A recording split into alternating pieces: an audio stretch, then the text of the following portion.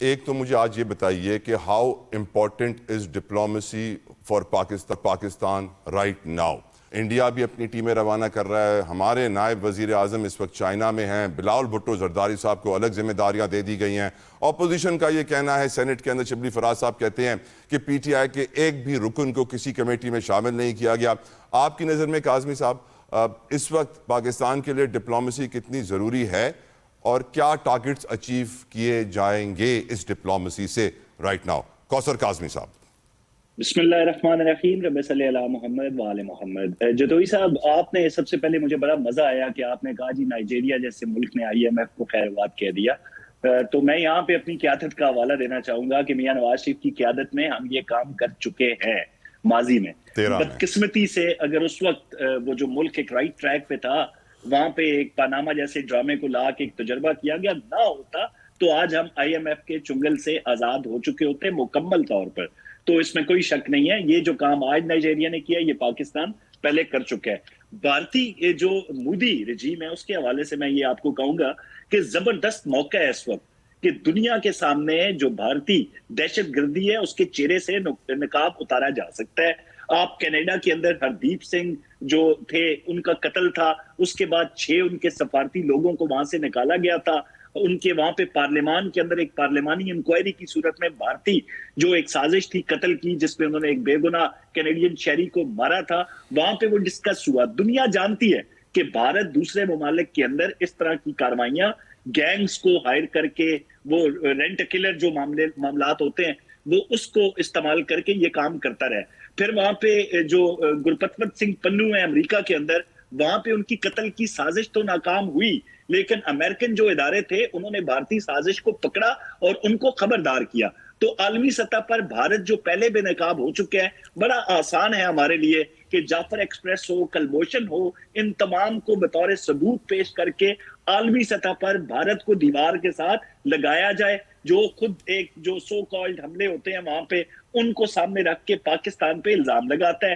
بھارت کے اندر 100 سے زیادہ علیحدگی پسند تحریکیں چل رہی ہیں. اگر آج ہم نے یہ نہ کیا تو کل کوئی حملہ ہوگا بھارت پہ, اس کا الزام پاکستان کے اوپر لانچمنٹ کے اندر اندر, اور حملہ تو ہمیں کرنا چاہیے تھا جب ہمارے پاس ایک پختہ ثبوت تھے جعفر ایکسپریس کے کہ افغانستان کے اندر کس طریقے سے سہولت کاری ہوئی, اور پاکستان کے اندر جتنی بھی دہشت گردی ہے اس کے پیچھے بھارت کا ہاتھ ہے. لیکن ہم نے انٹرنیشنل سطح پہ, بین الاقوامی سطح پہ دنیا کے جو معتبر ممالک ہیں ان کو بتانا زیادہ بہتر سمجھا, لیکن بھارت یہ نہیں کرتا. تو یہ ہمارے پاس موقع ہے اور اس میں بھرپور کامیابی کی امید بھی ہے ہمیں, کیونکہ پوری دنیا جان چکی ہے کہ جس طریقے سے بھارتی میڈیا نے جھوٹ بولا, ان کے جو پولیٹیشین تھے, سابقہ فوجی تھے, کس طرح کی انہوں نے زبان استعمال کی اور فرضی کہانیاں بتا کے دنیا کو اپنی طرف راغب کرنے کی کوشش کی, اس میں ان کو بری طرح ناکامی ہوئی. تو اٹس اے گولڈن چانس, ہمیں بالکل اس کو اویل کرنا چاہیے. اور حکومت پاکستان نے جو یہ فیصلہ کیا ہے ڈیلیگیشن بھیجنے کا, یہ بالکل بر وقت ہے اور اس کے سود مند نتائج سامنے آئیں گے. کوئی 2-3 PTI والوں کو بھی ڈیلیگیشن میں شامل کر لیتے نا سر, آپ نے ظلم کیا اپوزیشن کے ساتھ. بہت بڑی غلطی ہوئی ہے جتوئی صاحب, اتنی بڑی غلطی ہوئی ہے. میں اپنی حکومت کو کہوں گا ان کو یہ پیشکش کرنی چاہیے تھی اور آگے سے جواب نہ میں آنا تھا. یہ بھی میں آپ کو بتا دوں کہ بے اختیار ہے, اختیار والا آدمی ایک عمران خان ہے, ان کے باقی جو لوگ ہیں ان کے پاس کسی قسم کا کوئی اختیار ہے نہیں. انہوں نے اس میں بھی شرط رکھنی تھی کہ عمران خان کو باہر لے کے آؤ, پھر ہم پاکستان کے لیے جائیں گے اور ہم میں پاکستانیت جاگے گی. حکومت سے یہ غلطی ہوئی ہے, انہوں نے یہ پیشکش کی نہیں, پیشکش کرتے تو پیشکش رد ہوتی, لیکن وہ اس میں تھوڑی سی ان سے یہ کوتاہی ضرور ہوئی ہے. بالکل جی, ویل سیڈ, ویل سیڈ. مندو خیل صاحب بہت شکریہ آپ کے وقت کے لیے. سر السلام علیکم. آپ کی نظر میں ڈپلومیسی کتنی اہمیت رکھتی ہے اس وقت پاکستان کے لیے؟ بلاول صاحب کی سربراہی میں بہت ساری کمیٹیز بھی بنی ہیں جو مختلف ملکوں کا دورہ کریں گی. کیا ٹارگٹس اچیو کیے جائیں گے؟ کیا آپ کو لگتا ہے کہ اس ڈپلومیسی کے ذریعے ہم سندھ طاس معاہدے کی معطلی والی دھمکی کو ہمیشہ کے لیے بند کر دیں گے؟ مختلف ڈیمز کی خبریں بھی آ رہے ہیں. یور ویوز آن اٹ, قادر خان مندو خیل صاحب. بہت شکریہ جتوئی صاحب. پہلے تو میں کوثر کاظمی صاحب کی اس بات سے اتفاق کرتا ہوں کہ حکومت نے واقعی غلطی کی ہے. اس سے پہلے بھی غلطی کی تھا ایک میٹنگ میں جو PTI کو دعوت نہیں دی تھی آل پارٹی کانفرنس پہ. اس وقت بھی میں نے کہا تھا, شاید کاظمی صاحب بھی میرے ساتھ تھے کسی چینل پہ, آج بھی میں کہتا ہوں کہ حکومت اچھا ایک بات بتائیں مندوق خلیل صاحب، مجھے یقین ہے کوثر کاظمی صاحب کی بات میں تھوڑا سارکیزم تھا، کیا آپ کی بات میں بھی تھوڑا سارکیزم ہے سر؟ دیکھیں میرا بھی جواب وہی ہے جو کوثر کاظمی صاحب کا ہے کہ جواب میں انہوں نے نہ ہی کرنا تھا، لیکن کم سے کم آج شبلی فراز کو جو ہے نا تقریر تو نہیں کرنی پڑتی، اور اسے تقریر میں یہ بھی کہہ دیا ہے کہ ہم تو اس کے ساتھ پھر بھی نہیں بیٹھتے، لیکن حکومت نے یہ چانس میرے خیال میں ضائع کر دی ہے، دعوت دینی چاہیے، جواب تو نہ نہیں آتا۔ دوسری بات یہ کہ آپ دیکھ رہے کہ جنگ سے پہلے بلاول بھٹو صاحب نے جو عالمی سطح پہ عالمی جو بڑے چینل ہے اور ان کے سامنے جو پاکستان کا مقدمہ لڑا، اور میں اس بات سے بھی اتفاق کرتا ہوں کاظمی صاحب سے، گو کہ حکومت کی یہاں بھی تھوڑی سی میرے حساب سے ٹھنڈا پن دکھا ہے جعفر ایکسپریس کے حوالے سے۔ دیکھو انڈیا تو ہمارے اوپر الزام لگا رہا ہے، یعنی خود انڈیا کی عوام یہ سوال کرے کہ آپ کی انٹیلیجنس اگر اتنی اچھی ہے تو ملزمان بچ کے کیوں گئے، اور اگر اتنی اچھی ہے تو اسے پہلے پتہ کیوں نہیں تھا، 10 منٹ کے اندر پتہ چل گیا۔